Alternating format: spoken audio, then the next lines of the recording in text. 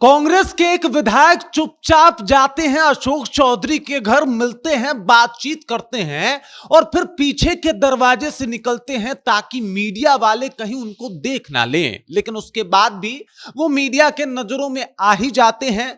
Media जब उनसे सवाल पूछने जाती है तो विधायक जी माइक से थोड़ा दूरी बना लेते हैं, और ये दूरी सिर्फ माइक से नहीं बताती साहब, बल्कि बता रही है कि वो विधायक जी अब कांग्रेस से भी दूरी बना चुके हैं और कांग्रेस में जबरदस्त टूट पड़ती हुई दिखाई दे रही है। वो पार्टी जिसके 6 ही विधायक हैं, उस पार्टी के विधायक इधर उधर होते हुए दिखाई दे रहे हैं। और कांग्रेस को तो मेरा पर्सनल सजेशन है साहब, आप बिहार में राजनीति छोड़ के कुछ और कर लीजिए। काहे कि राजनीति आपका चल नहीं रहा, तो मेरे हिसाब से लगता है कि कुछ और काम आपके लिए ज्यादा बेहतर होगा और उसमें हो सकता है कि आपका फ्यूचर भी हो।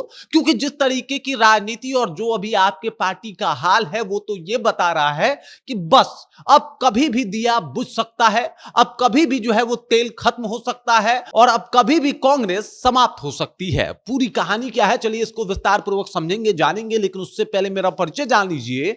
मेरा नाम है रजत और आप जनता जंक्शन देख रहे हैं। आपको बता दूं कि साहब, अशोक चौधरी जी से चुपचाप जाके मिलना ही क्या बताता है। मतलब ये देख लीजिए, इनको आप पहचानते हैं, अगर नहीं पहचानते हैं तो मैं आपको बता दूं, इनका नाम है सुरेंद्र प्रसाद कुशवाहा, जो कि वाल्मीकि नगर विधानसभा से विधायक हैं और साथ ही साथ कांग्रेस के एक प्रभावशाली नेता भी हैं या थे।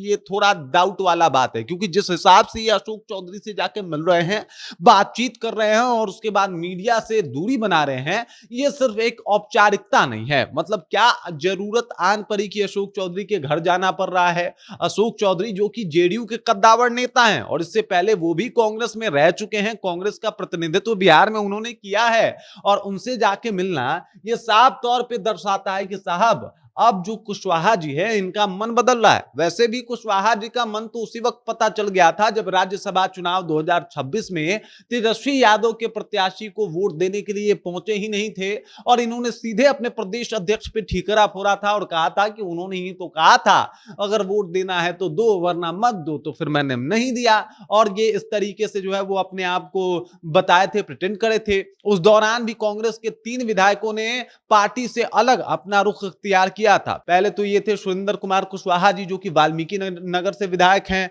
दूसरे थे मनोज विश्वास, जो फारबिसगंज से विधायक थे। और तीसरे से मनोहर प्रसाद, जो कि मनिहारी निर्वाचन क्षेत्र से विधायक थे। तीनों कांग्रेस के विधायक, तीनों ने उस टाइम जो है वो कांग्रेस का साथ नहीं दिया था, आरजेडी का साथ नहीं दिया था। और इस बार कुशवाहा जी का ऐसे चुपचाप मिलना इस बात की तरफ इशारा कर रहा है कि साहब बहुत बड़ा खेल हो सकता है, और ये खेल इस तरफ इशारा कर रहा है कि कांग्रेस टूट रही है। धीरे धीरे करके जो है कांग्रेस में बड़ी टूट पड़ती हुई दिखाई दे रही है। अशोक चौधरी से मिलना, उनसे बातचीत करना इस बात की तरफ इशारा कर रहा है कि साहब विधायक जी हो सकता है कि अब ऑफिशियल तौर पे जो है वो जेडीयू ज्वाइन कर ले, जेडीयू में आ जाए, नीतीश कुमार के सपोर्ट में आ जाए और कांग्रेस का एक और विधायक जो है वो माइनस हो जाए। मतलब अब कांग्रेस के पास 5 ही विधायक बचेंगे। वैसे भी कांग्रेस के पास विधायकों की संख्या 6 थी, और जिस तरीके से विधायक जी अब कांग्रेस का साथ छोड़ते हुए दिखाई दे रहे हैं, महागठबंधन के टूट को दर्शाता है, कांग्रेस के टूट को दर्शाता है।